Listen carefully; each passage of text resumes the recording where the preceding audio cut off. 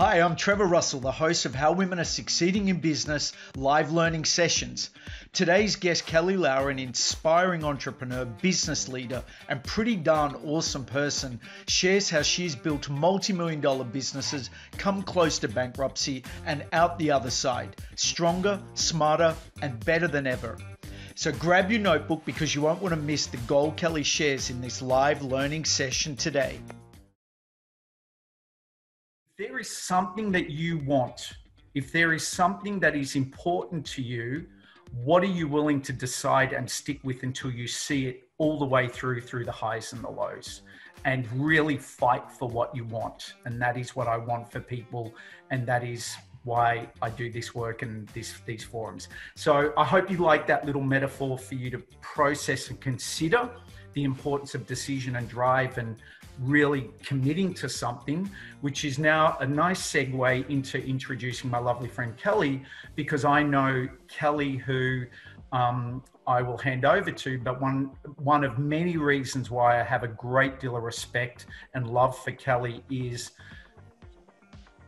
like her most days, every day, not so much some days, this woman is a soldier and she will push through and do stuff and make things happen when a lot of other people give up. So what I'd like to do is I'd like to introduce Kelly, and I'd like to just open up by saying, Kelly, maybe you could, obviously introduce yourself, what you're doing, who you're doing. And then what I thought we could go into is a little bit of a light, easy interview style together, and flesh out the good information that I would love for all us to get by having this, this important time with you. So please, everyone, give Kelly a welcome. Yeah. Hi, everyone. Thank you, Trevor. Thank you so much. Firstly, thank you for having me on your series. And also, Trev, just grateful that you've started this series specifically for women and honouring women and giving them the chance to interconnect, to share stories. It was really interesting because when you asked me, I've done a lot of my life, and I'll share some of that with you today. However, I looked at some of the women that are in my life that I really honour and respect as well. And I thought, I'm going to lead out a bit of an SMS and say, hey guys, they know me from this moment, but might not know a little around my past. So it could be fun, it could be interesting, and they might. It's like a roller coaster ride, the Kelly roller coaster ride. Well, I tell you what, I haven't sat down and thought about my life for a period of time, and I thought, well, I'm just going to shoot out randomly today. However, thank you for all the beautiful women that have showed up today, plus Dave, our soldier guy who's on from Melbourne. Yes, Dev's husband. I saw his little face pop in, so welcome. And all, different people. And Nikki, thanks for showing up. She's our beautiful, youthful lady there from Tailcombe, who arrived, and Jill, who I've just met from, who heads up sales in an awesome radio station. So there's just some awesome women who I respect that I've invited on to have a little listen today. Trevor, when I was going through and just considering my life, I thought, our foundations are so important, and that's what I teach. I do teach in some of my retreats that it is important always to go back before you go forward, because often we get to times in our life where we are at a crossroads. We need to make decisions. Some could be difficult decisions, and we're not sure about which ones to make. And sometimes life's a bit chaotic, or you get into that freeze mode where you're not sure what to do and you feel like you're in quicksand. I always say go back before you go forward.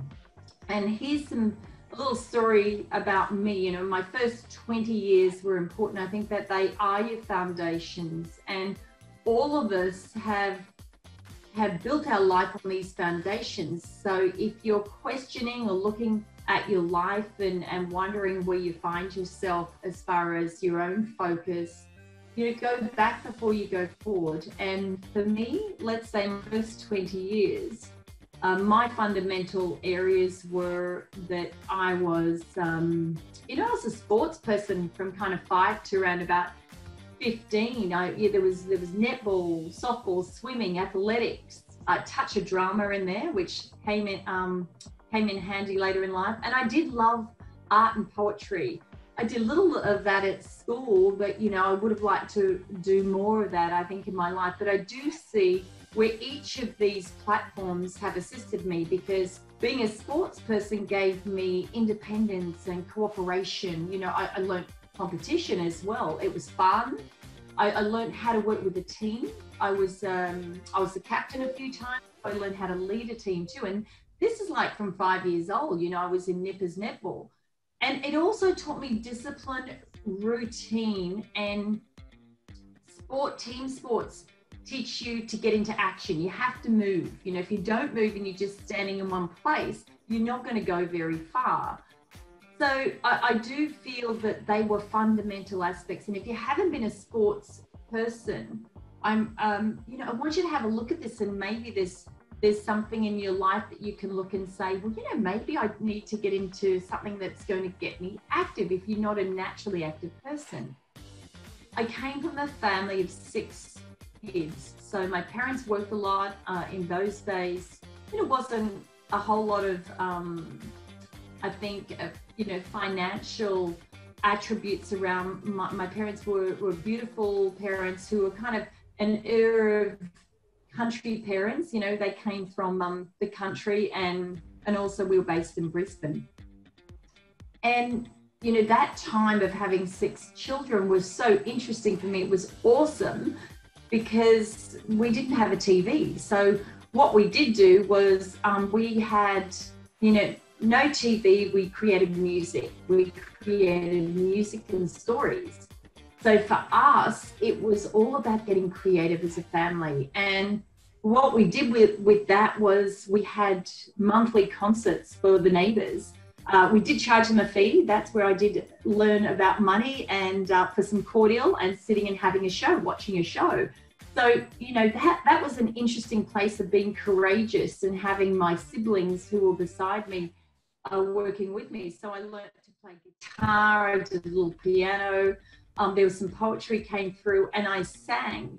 I don't know how good it was. I haven't really interviewed or seen many of my neighbours in the later years. However, it was joyful, fun, but it did give me the confidence to stand up in the presence of an audience and not feel, concerned that I was going to be rejected. So also I realized my mum dropped us off because, life was busy and they were both working. My mum dropped us off to the local community groups for a youth group and babysitting.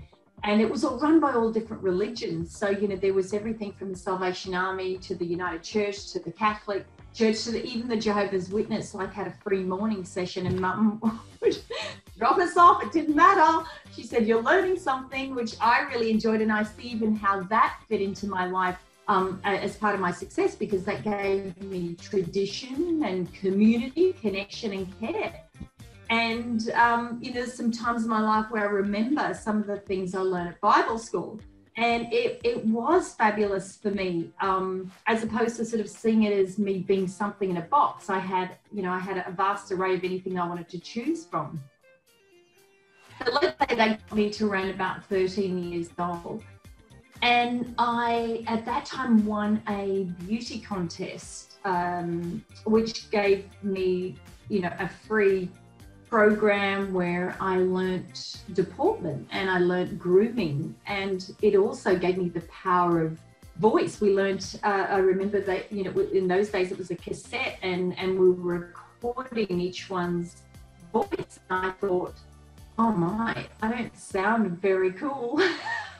A little slang, and then they taught me about something called like a glottal stroke and how to reach people with voice and how to be proud about your voice. And that was important for me because I was at that age where I was going from like a pre-adult into being a young woman.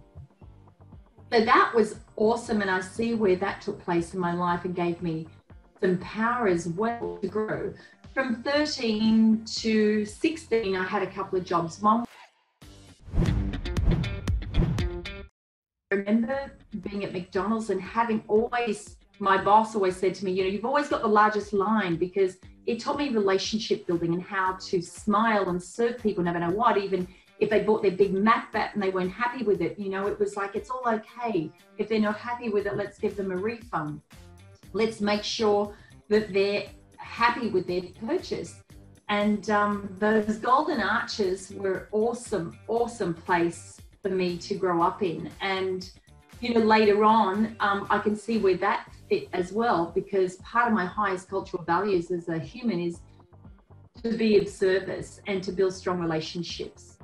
And then I went on, you know, through those years of another role I had in a place called the New York Hotel in Brisbane, and the top level was like a in those days like a cabaret dinner. So a lot of people couples used to come out to dinner, and I was on the door, and that meant I had to take the money and I had to balance the till at the end of each day. So that taught me at 15 and 16 years old how to respect money, how to be responsible for money, and how to balance out your accounts every day. So when I look back at my base platform, I think, oh wow, now I know why I am who I am, and I love what I love, and I don't love what I don't love, but I know it and I've learned it. And then between around 17 and 21, I decided to go overseas. In that time, I went to the Snowy Mountains. I was in Vail in the US. I spent a couple of years over there, and then I spent 18 months in Europe and in France as well. And in that time, you know, I did everything from, I learnt my certification in civil service. So I was waitressing in French restaurants where I did a very quick course in French, and I went to each village and they spoke a dialect of French, and I thought that was a waste of money and time because I didn't even know what I was saying. So I you know, just through joy and confidence, I walked into a restaurant and I said, you know, I can say cafe and latte, and can you give me a job as a hostess? So they did. And I learned a few more words along the way, but it was awesome. In the daytime, I, you know, built myself up to a place where I did my skiing patrol certificate and my Calder ski, which is like ski school. And, you know, learned to ski, the disciplines of being in Europe on the ski fields, as well as we were dealing with explosives. So that was an interesting place. And you know, they had what they call Black Flag days, which were days where you couldn't ski because the snow had dropped so heavily that it was an avalanche day, and there were days where avalanches, you couldn't even go outside your door because the avalanche was so critical. And that was interesting, you know, that gave me deep respect for nature. And in that year, that 1 year that I was in Val d'Isère in France, 160 people died. So I learned how to, as soon as an alarm went off, you'd have to race to a place and, you know, put your ski poles together, and then you would probe for bodies. And I mean, that's interesting, you know, just to have that full experience and be able to look after people in that first aid sector. So all of that happened up until around about 21. So that was like a pretty wild ride for me, but I do see where my strength of my foundations were built and born. And then I came back, met my husband, my first husband. I was married for a period of around 6 years. And in that time, you know, within the first 2 years of meeting, we were married, had a child, built a house. You can't say I don't do things fast. So, you know, it was a really impacting few years. And then, you know, I around 3 years in, I'd studied business and marketing along the way. You're probably asking where I fit that in. I did. And at that time, I thought, you know, I want to just let's build a marketing company. My husband was a builder, and so he was pretty busy doing that. We had a young child with this. So I decided that I would knock on someone's door, quite a large company, and say, I'm going to work for you free for 1 month. And that was all around creating their launches. And that's sort of more around like promotional attributes. So I did that, and I was brave enough. That took me great courage to walk through a door and say, I'm going to work for you for free for 1 month and show you what I can achieve. Anyway, I did. I presented what I worked on, and my first contract with that company was $100,000. And that was when I was mid-20s, 25. So that's a big call. It was a great contract. And then the company grew over a period of the next few years. I grew into larger contracts in marketing, advertising, promotions, and merchandise. And I got to a point where I was very fatigued. I had over 500 people working for me, because in that industry, they weren't full-time, they were part-time or casual, especially in the promotional and merchandise industry. I sold the company. I felt I was tapped out for a period of time. My marriage had completed at that time, and I moved back to the Gold Coast. I thought, you know what, I'm going to take 6 months off. My brain and creative juices were, I think, a little tapped out. And so I went to have a facial at my local beauty therapist, which was in Surface. And she said, what are you going to do? And I said, I'm going to take a moment off. And she said, really? And I said, yeah, I think I am. And she said, well, this business is for sale. And I said, it's not what I'm thinking. I'm not going to buy a business. And the next thing I thought, the next day, I said, how much? Because I'm thinking that could be a good little cash turner, for me. Anyway, within another 7 days, I bought the business, renovated it, and decided to go into the beauty business. The spa business was just coming in at that time. Within 6 months, I bought another one, and I sat and decided that this was great cash flow, and I looked at margins. This gave me the idea of looking at, profit and loss for myself at this level of products, level of programs and products. And I thought, well, wait a minute, services here, and then there's a product. The products were around 5%, but the profit was around 17%. And I thought, wow. So I looked at the ingredients, and I thought, how hard can it be? How hard can it be to design some of these products ourselves? So I went along and spoke to some pharmacists, and I decided to make my first range. So I did, made my first range, and that business built. Someone walked in one day to the Freeholds and said, I'd like to buy your business. I sold the businesses, and then I had all these formulas. And my girlfriend said, what are you going to do with all those formulas? And I said, well, I don't know. I think I'm going to take 6 months off. So within about 7 days, my girlfriend calls me, and she was the national sales manager of Woolworths. And she said, you know what? I think that we should do a range together. I think we could present it to Woolworths. And she gave me some statistics of dollar values of what they would look at. But within about a month, because she said, we're going to have to make it for the next review, otherwise we'll have to leave it for 12 months. So I said, how long do I have? And she said, you got 3 weeks. I had to come up with a range of 30. So one little space on a shelf in a market you pay for.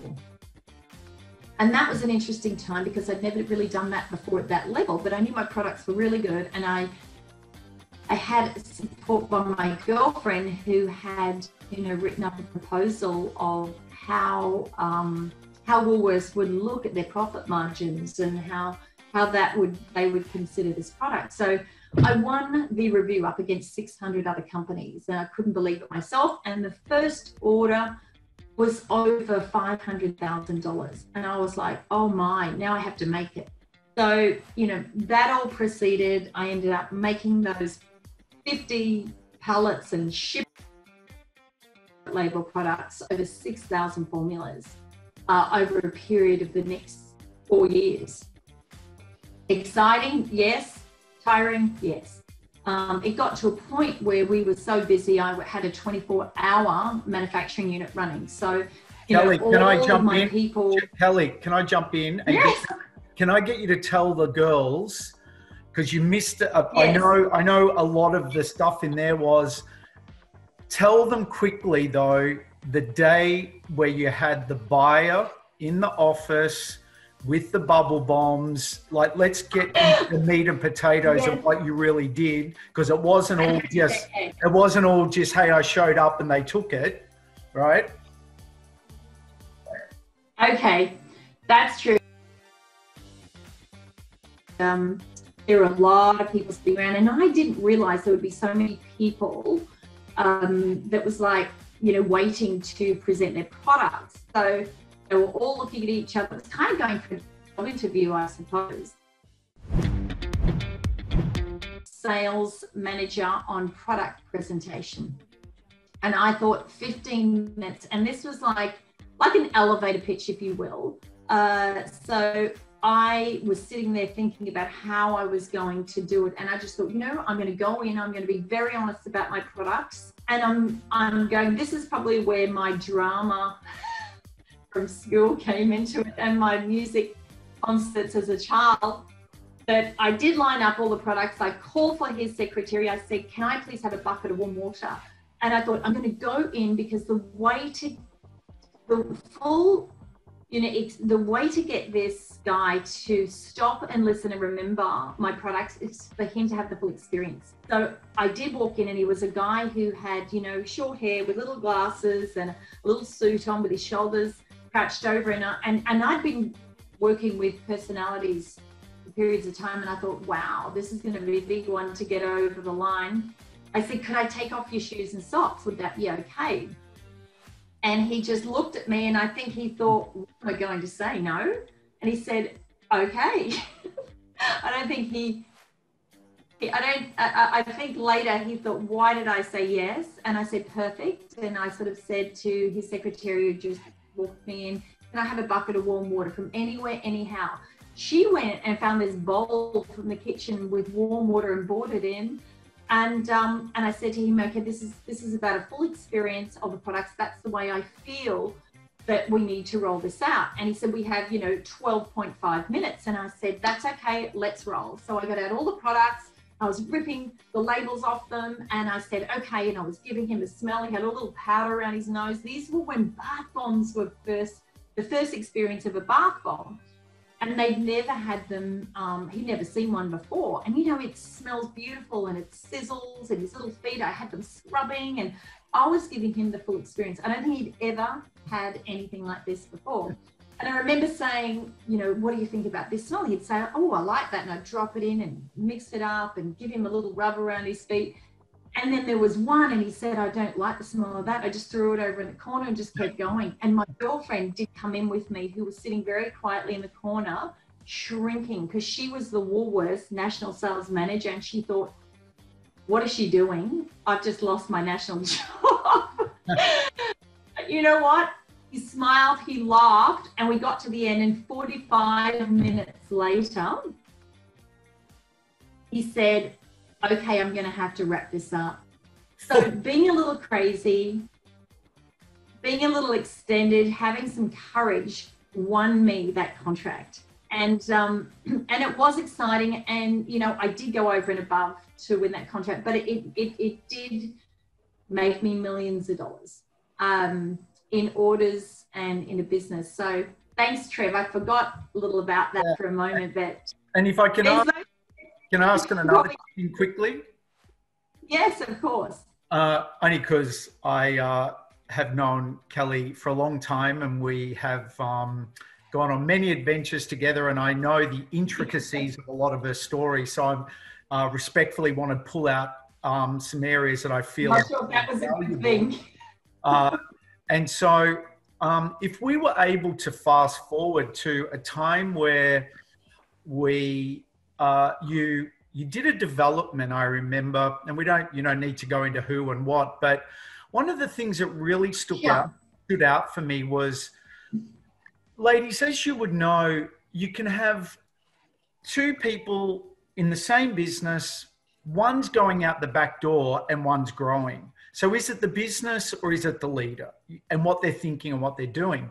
And so with Kelly, I remember you were doing this development And let's face it, without going into all the detail, it went south for many reasons. It was a development and certain things that happened, whatever it was. But I remember, without wanting to poo-poo anyone, other than just being a case study of two people making two very different decisions and why, I know one decided to go bankrupt, let's just be honest. And Kelly, you decided, I'm actually going to go and fight through this. And there were millions of dollars on the line, I remember. And what you ended up doing to negotiate your way out of that and moving forward without having to go bankrupt, pretty much reducing the debt to next to zero. Could I just ask you, would you be able to share, what was your thinking? How did you decide that? And what's a couple of tips and bits of advice to all of us to help us understand what you did to get through a situation where most would curl up in a ball and want to neck themselves? And then selling them and then going on to something grander. So I decided to go into the property development business and worked as a consultant with someone for a period of time, learned the tricks and the trade of property development, and built into this project, as Trev just shared. And I had a partner in the business. He was the builder. And so I was the developer. He was the builder. He was the builder that had over $100 million, $100 million availability to build. So this project Trevor's talking about was a home centre, and it was a $42 million project. And it was all financially approved by two bankers, so two commercial bankers. And we were a quarter of the way, so that's what you call like the civils, like everything you do on the ground, a quarter of the way through the development. And we had 3 lending facilities. So there was a first, someone that takes the major one, the second debt, and then there's a private debt. So we had just hit the first little insight into the GFC, the global financial crisis, and the bank sends us a letter, each of the banks, and said we had 90 days to settle up the debt. We're talking $42 million. And otherwise we go into what you call default interest, which was $325,000 a month. And that would grow because it naturally compounds. So let's just say we went, oh wow, went into a deep process of action, went to different parties looking at how we could sell a quarter of the way through a development, which is nearly impossible, let alone. Kelly, I remember one night we were chatting, and let's face it, you were sitting there, and I remember we were at the dining table, and it's like, it was pretty much, instead of, I know you went and did it, but there was a time where you could have gone 2 ways. You could have gone, I'm out, I'm bailing, I'm going bankrupt, or holy shit, do I climb this mountain and with interest accumulating, which, just for us to get into your brain box for a minute, could you share with us, why did you go one way as opposed to another? And I know, the key words that I've written down for you is the courage, the ability to, to push through. And what did you think? What did you think to go make that decision as opposed to the other one? To be in. And for me, number one was I had to make a clear decision how I was going to move forward or whether I was going to move forward, because it's sometimes easy, Trev, to just go, let's just throw it in and walk away. Yep. Because then you feel like it's never over. Because for me, it was about regret. I mean, am I going to live, like right now, it feels easy to say I'm throwing everything in. You didn't hang in there and make a decision to move forward. And you know what? I don't know what I don't know yet. I don't know what I don't know. So today it feels like the worst. However, tomorrow it might be a different day. So I understood, I think this is where my, going to the community center, my religious past supported me around this too will pass. I remember that being in a scripture somewhere, this too will pass. never would know what I knew. I didn't know, you know, so I decided to dig deep, Trev. I didn't want regret to be a part of my life. I also had spent so much of my life in the financial industry, and I loved what money could give us. And I thought, you know, if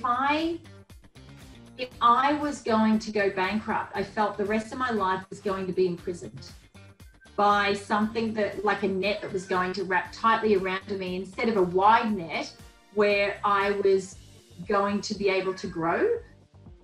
There were days I wanted to throw it in, and those days I just had to take a break and walk away and go, I've got to take a break right now, this too will pass. You know, it was simple as that. It was sort of an interesting time, but I also had to, Trev, stop the bleeding.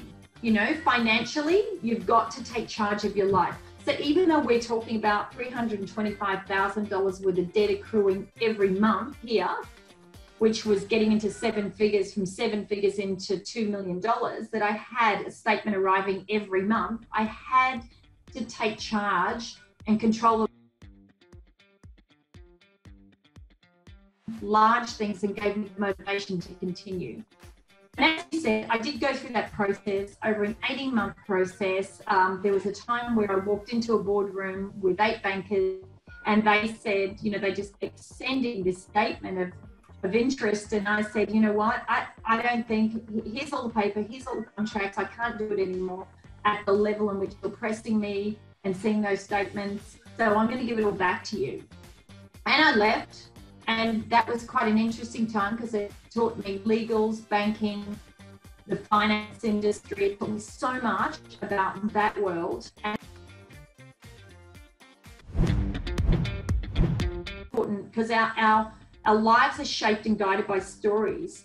And the more we tell them to ourselves, the more we believe what we tell. So the more we believe they're true. So if they're negative stories, we keep telling them to ourselves, they become true and they show up in our life. And if I could add to that, Kelly, and ladies, I know that I'm in an audience here of some very wonderful, smart, amazing manifestors. And to reinforce that word manifest, one of the things that I have been doing, and it's amazing when we ask ourselves smarter questions. Literally about a month or so ago, Kelly, you said something earlier which really resonated with me, which was going back and looking back to see how you want the future to look.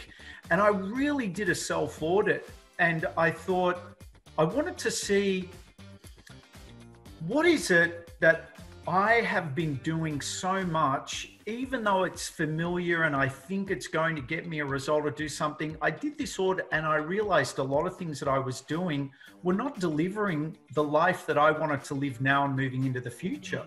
So one of the things I started asking my inner manifestor is, I said, show me, lead me, please bring me the ideas, the ways, the plan, the path to be able to create the life that I want, to make the money that I want, to do the work that I want. And it is, and ladies, just to let you know without wanting to be fanatical, but I'm a bit fanatical, I literally have got this written down under my mouse pad, asking those questions about what is it that I want to think and feel? Because ladies, I fell into deep fear. I was just launching a little training consulting business. COVID hit and all my money that was starting to come in and clients all stopped. And not that it's got anything to do with being a guy, but we can very often be all wrapped up in our self-worth. If we're not making money, we're not worthy of anything. So I really had to deal with all of that, right? And so what I then realized was, come on, Trevor, you know this stuff. You've got to start asking yourself better questions. Because I was going into failure, disaster. And so I really started going into this, as Kelly said, is looking back and saying, what is it that we have as tools? So let's face it, ladies. Did any of us go to the university or college and they said the first year what we're going to talk about is manifestation, what we're going to do to ask spirit and ourselves what we want to create? I don't know about you. I never went to that class. Right? So we are these amazing master manifestors that if we're willing to do the work of not just the day-to-day work of make the call, but you know, I'm just attracting clients and deals and opportunities every day. They just come to me. I don't even know where they come from, and with ease and effort. And, you know, I'm working with beautiful clients, large and small, and helping make a difference. I'm making this amount of money and it's growing more and more. And the more I've been talking about it, well, I'm not saying I've got it all figured out and it's all happening. Firstly, what I found, ladies, is it feels better. It's good to feel better, right? Because I know Kelly and I and Renee and I have talked about this. When you're in fear, it closes off creation. It actually makes us dumb. When we're in fear, we go into fight or flight. And I think what's going on in the world at the moment, Zoom, but just the collective consciousness is not buying into that. And that's what I was saying before, is the most primal attributes that we have in our own personal nature is the ecosystem that we carry here in our mind, the knowingness of who we are really, the you know, being in touch, as I said, with our intuitive nature, and taking quiet time to tap into that. And if you are filling your lives up with TV or the media, or even music, you know, some of the lyrics and music, subliminally, you're actually dumbing yourself down in your intuition and your beautiful ecosystem. So going back to self, finding who you are in this time is where you'll find that you'll thrive. Instead of just survive, you know, showing up every day, doing your best. We all have the power to be our hugest potential. Yeah. And in the quiet, you'll find the answers. Yeah, thank you, Kelly. And that really, it's funny how we align when you put stuff out there and the people and the message shows up, because whatever we're focused on, we attract more of. And I think that is when you talked about earlier, Kelly, the daily, what are we doing? You know, what is, I was reflecting the other day, like, what would say someone that you admire, what would they be doing first thing in the morning compared to what you could be doing in the morning? And all these little disciplines and sense of committed disciplines. And I think one of the benefits that I find that's come out of this COVID period is it's kind of like you've really had that. Before that, you could kind of hide out. You could kind of hide out in the system. But now it's kind of like we've all been really brought present to our habits that aren't serving us, maybe our limiting beliefs. And it's kind of like now you go, and respectfully too, and permitting if you want to change. Some people don't want to change. Some people at the moment are choosing to exit the planet. They're choosing to suicide. Some people are choosing drugs and alcohol. But I'm sensing this forum here, we're choosing that we actually want to be self-empowered, and we actually want to embrace these things that do allow us to, I want to survive and thrive. I know, and I'm pretty sure you all do too. And I want to look back, and one of my auto suggestions is I'm going to look back on this time as the greatest opportunity that I was ever given to friggin' wake up to some things that weren't working for me. And I want to learn and grow from this time.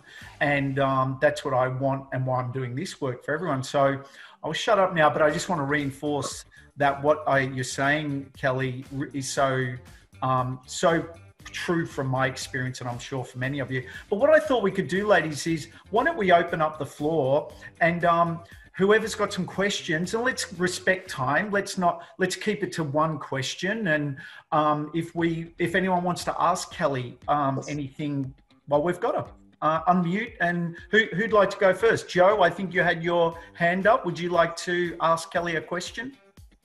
Oh, that was to actually clap what you just said, but I will. I haven't got a question, but I've got a comment. I want to thank Kelly for inviting me in today.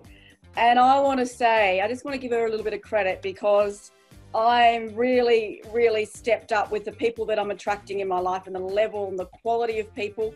And Kelly has been one of those people that we met in this beautiful Bali situation at an IDTA conference with my husband.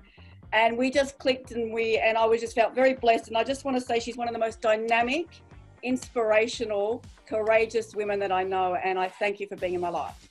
Oh, thanks, Joe. Yeah, I agree. And anyone else want to ask Kelly anything, or me? Renee? I do. Yeah, go. All the floor's yours.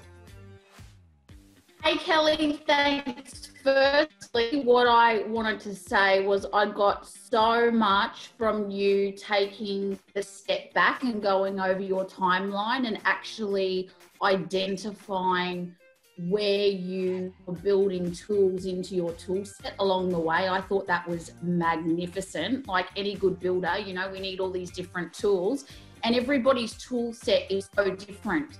And I think that's what makes people irreplaceable and unique, because we're all collecting these different tools at different times from different experiences. And I love that you took us through that timeline and actually explained where you earned your tools for your own personal toolbox.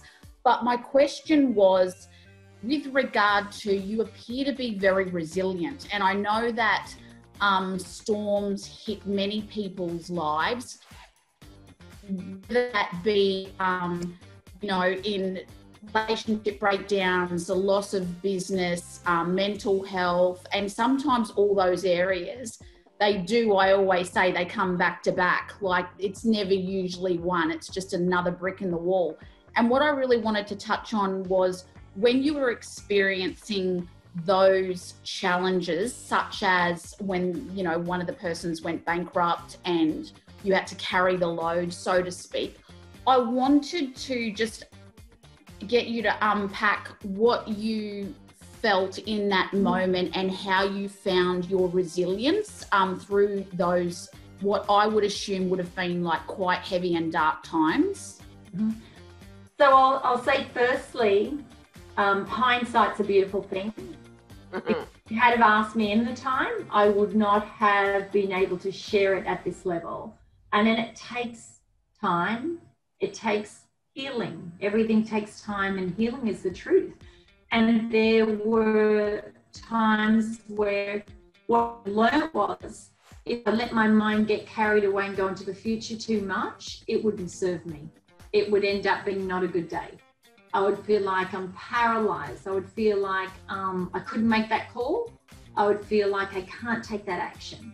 I'd feel like at the time, you know, I was through that period of time, there was times where I was a single mom, and you know, I had to be there for my children. So I had to remind myself to get myself back in the upward spiral that there were greater reasons. I was a mom. I had to, so it wasn't about who I was and the money and the development and what they think of me. It was more the basic things, more about like, who am I as a being? You know, I'm a beautiful being. It actually taught me, I did things like I cared more for others. So I would give out as well, because I know that I got that experience of receiving back. So sometimes when you want to curl up and, as I think Trev said, and die, you know, and feel like you don't want anyone to see you, I did the opposite. Like I really had to grab every part of courage of myself and go for a walk along the beach and talk to people and smile to others and just push outside that boundary, which then didn't feel so bad. So those little things created my resilience. And now in hindsight, I look back and I go, wow, they were really important. Like I shared with you today, my timeline therapy for me is so important to know how I got here. So I can kind of start going at 50 plus, like, who am I? Like, who am I, you know? And how did I get here? And were there tears? Yes.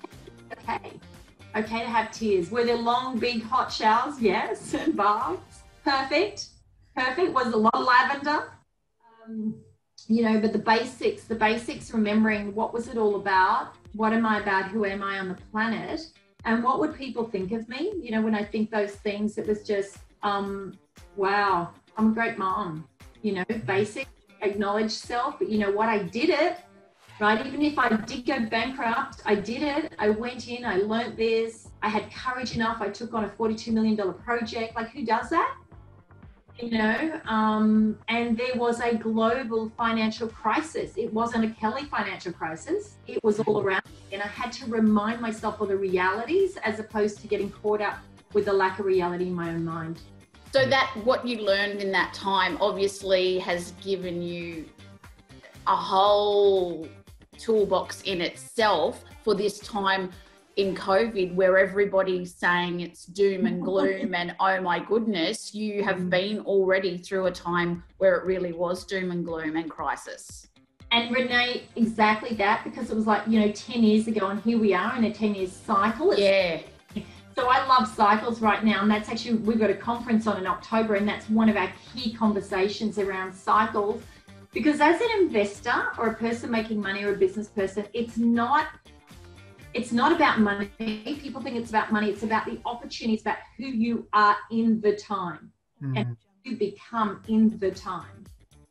So it is key to going back and doing a timeline therapy on yourself before you come forward, so you know what you got in your toolbox, as you say. And you will be so surprised what you have. I love it. And strength. That gives you those strong rocks, those building blocks that you go, this is who I am. No one can tell me who I am, because this is who no one I am. can copy you. Now, no one can copy you. And what I will say right now is such an awesome time for everyone that's on here today to grow, because there are the most opportunities that I have ever seen in my lifetime. And one of the key factors is this: I remember my thoughts thinking, because that got to a point where I was about 45 and I had been all those different businesses, building money to build to this one, and I'd lost it all. And I got to a point where I thought, I don't have another 40 years in me at that level, but I built it back and more in way less than that. So all those lessons gave me my fundamentals to build it back and to build it solid without any creaks or creases, because I know what I know now, a lot I don't know. However, whatever it is, no matter it's large or small, everyone that's listening today, no matter what your step is and where you are, you can do it. Opportunity is everywhere. It's never about the money. It's about the opportunity. It's about you presenting yourself to people, and always waking up every day. Another little tip: be open for business. Now, business could be my business of being a mom. Business could be having a business. Business could be an idea. Business could be being an artist. Business could be you don't even know yet what it is. But waking up every day, looking at yourself, grooming yourself, and getting yourself open for business is the first step to true creation. Yeah. Thanks, Kelly. Beautiful words. And I've got a quote here that I heard from a gentleman that Renee and I have been studying called Billy Jean. And he's a marketing expert. He said, there is no such thing as $1 million business. There's no such thing as $1 million idea. There is only such a thing as $1 million implementation. So I think what is in that for me is, and it's not necessarily just a money representation, but it's like, it's all well and good to want anything, but the implementation of how we think and what we do to process it. And I know these times at the moment, we had a whole lot more people that would have greatly benefited from being on here that registered that didn't show up. So what's the difference between moving forward and staying stuck? It could just be to show up, and I was preparing this morning, and one of the things that I got reminded of, do any of you know the story about the gold, the guy with the shovel to dig the gold? Have you heard this story? So a guy goes to another guy, this story says, hey, you know what? I've got all this gold. I know where it is. And the other guy says, well, what do we need to do to get the gold? And the other guy says, well, we've got to get a shovel. We've got to buy a shovel. And the other guy says, but do you know what they charge for shovels? So it's an interesting thing, right? Okay. What is it that we're willing to do? And some people, so, it's like, what are we willing to do? But anyway, hey guys, thank you so much. If, unless anyone else has any other questions, Kelly, do you want to just, yes. Jill. Got a question. Jill. Yeah, it's not actually a question, but it's just kind of supporting what you were saying, Kelly. I heard a really inspirational lady speak the other day, Donna Thistlethwaite, and she was a survivor of a suicide attempt jumping off the Story Bridge some years ago. And a remarkable lady, and just some of the things that you were saying. I mean, she gave just this little card here, but she was talking about thriving, and she was just saying that one of the best ways when things are really dodgy, they are at the moment, is practicing an attitude of gratitude. Because if you're grateful for things in your life, and there are just so many things that sure we could be negative about, but the gratitude is just huge. And she actually texts, she has a group of 5 friends, she texts every day saying something she's grateful for, and they text it back. She also said, be still and breathe, create the best year goals for you, and make sure you're doing your own thing, something you love.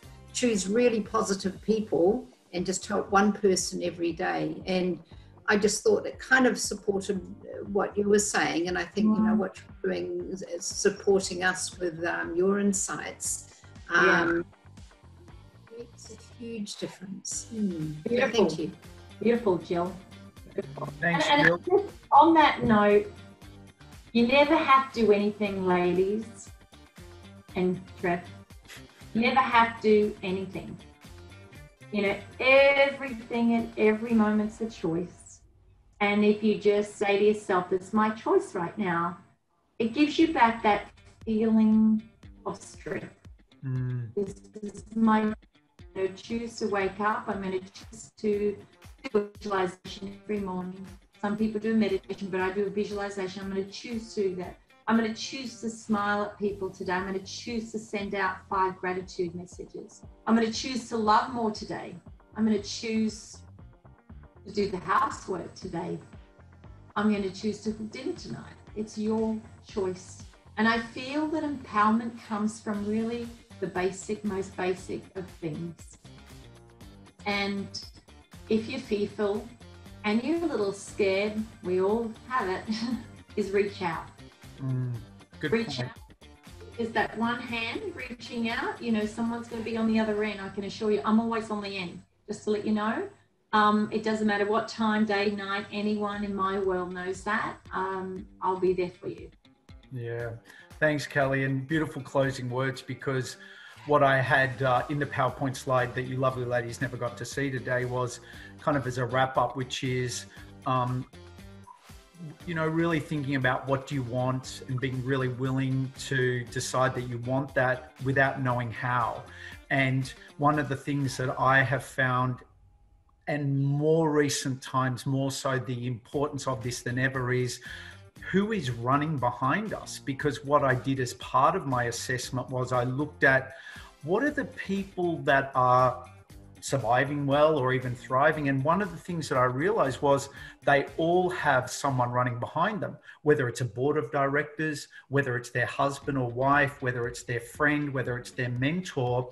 And what I've realized is that other one little difference, which is one person says, why would I pay? Or you don't even have to pay for a coach, a mentor or a partner, but being willing to say, I don't want to do it all on my own because I haven't got all the answers, and really having the humility to say, I need someone to run behind me while I'm on the bike, you know, and if that bike is a really new bike, money, business change, leave a partner, go, whatever it is, you want to have that right person running behind you, whoever that is. And I think that in itself is a very important, courageous decision, with the things on our side that it's the right person that's got your back. And so that is part of what my journey's been here. And I know with Kelly, myself, and I'm sure yourselves, just to reinforce the importance of this, is who's got your back? Who's talking to you? I mean, I speak to Renee pretty much probably every day. I joke and say she's my wife without being married, and Kelly's like my sister. And all I'm saying is, ladies, I think more so than ever, it is about us all aligning. And I know I'm the guy here, but I'm not precious about that. It's like, what do I do? How do I do it? I'm scared. How do I move forward? These are the people that will survive and thrive. How can I make this time the best time ever and learn from it? You know, good questions to put out to the world, right? So ladies, thank you. Kel, have you got a shift coming up? Do you want to share anything with the ladies that just let them know what's going on for you, that they can connect with you on? Yeah. Look, I mean, you know, all the way from being a director of an asset management company, which is around investment. That's the place I love and know as well. We have a trading academy. We teach people how to trade futures market, day trading. And my passion is the shift retreats. So we have shift workshops, everything from 3 days to 7 days. It's been interesting in COVID because we're all heading off for a 7-day retreat in March, which we've pushed out to November this year. So I have a 7-day retreat in November this year in actually Telcom, where the beautiful Nikki resides in, who's in the wave and thumbs up. It's awesome. So 7 days spending with me, we go through all of it. You know, just what I've shared with you today. I build my programs mainly on boosting people to live their awesomeness. So we do some timeline therapy, some regression therapy. We have to go back before we go forward. So we build down and then we build back up much stronger, so that we can see life through a different filter. Very important, these ones. How we see and honoring the reality that you've been perhaps living in for a period of time. We need to honor that, look at that, write that down, and bring it back really strong. And from that place, I will say, people say, oh my God, you've heard of aha moments. People go, how can the world look so different now in so many days? How's it looked this way for so many years and now my whole life has changed? Well, as Trev said, you're a magnet. It's what you magnetize to you. If you're magnetizing certain experiences to you, we perhaps have to go back and get rid of what I call the sludge that's here in you know, around you, the sludge that's inside that we need to clear out. If you've never cleared it out, it's got to come out some way. Yes, it's going to come out in your life. So that's a place I love. That's the place I must say is my most awesome work. So the shift in paradise, Trev, I think the link, I will put the link in here for everyone and check it out. If you're interested, give me a holler. I'll put my shift in paradise. You're putting it in the chat. I'm putting in the chat now. Shift in Paradise lander there is based on Bali, but just to let you know, we've had to reroute that over to a amazing energy belt place in Telcom, which we've found. So go Nikki. yeah. It's at Nikki. It's at Nikki's house. In the bedroom. So have a look at both of those links, and if anyone wants to talk to me directly, there is also my email address in there. And you know, if it's meant to be, it's up to me. So this is all about you. If it's meant to be, it's up to me. It's the most awesome time. Did you put that in the chat? It hasn't come through, Kel. Or is that just me? Yeah, I did. Zoom group chat. Can anyone see that? Yes. Yeah, you can, Jill. Okay. So if you go into, so let me have a look. I put it in chat for everyone. Yeah, it didn't come through to me. Pete said it's not here yet either. So maybe it's just because of the internet. I think it went to Jill personally. Okay, lucky Jill. You must be. I think you have to select everyone. The drop down at the bottom. I'm chat. Yeah. Select everyone. Got that. And just put Nikki's personal phone number there, because we'll be all visiting her house. You better get the party party. Yeah, I kind of just said it says to Jill, so I'm going to change it to everyone, so everyone gets the richness. And there you can go and check that out. I'm going to type it again. It makes me I can email it to everyone if you want, Kel. Yeah, there we go. Has everyone got that now? Yep, there you go. Beautiful. Awesome. Okay, well, thank you, ladies.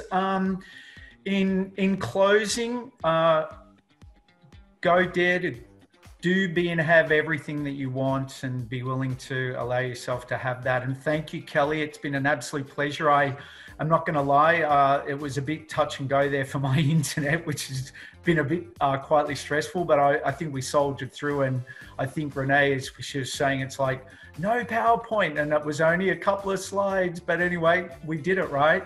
But thanks, Kelly. You know what? You get the power of women, Trev. Of course. I know, but I had great photos. I had great photos of you that I wanted to show. But I did have one funny slide in there, which was when I was searching for Kelly's photos.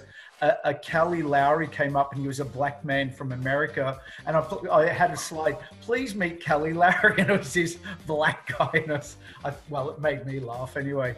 So gotta go. But ladies, thank you. And if any of you ever want to chat about business and sales revenue and conversion, that's my thing. I've got a process I can take you through.